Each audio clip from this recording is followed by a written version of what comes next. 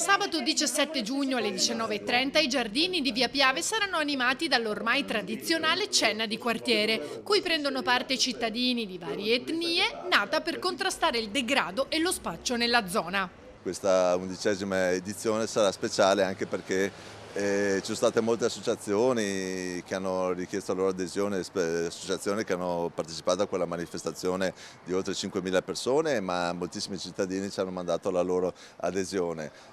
Abbiamo raddoppiato i tavoli, siamo oltre 60 tavoli. La cena sarà il primo degli appuntamenti estivi nella zona, a dimostrazione che i residenti non mollano e tengono alta l'attenzione. Ci sono tanti cittadini che ci abitano qui, ci sono anche moltissimi turisti, ci sono moltissime persone che attraversano queste vie per lavoro e moltissimi studenti, quindi è importante renderle accoglienti, accettabili, possibilmente a tutte le ore del giorno, anche se la zona è critica, lo sappiamo e non spendiamo parole perché si sta anche combattendo e chi è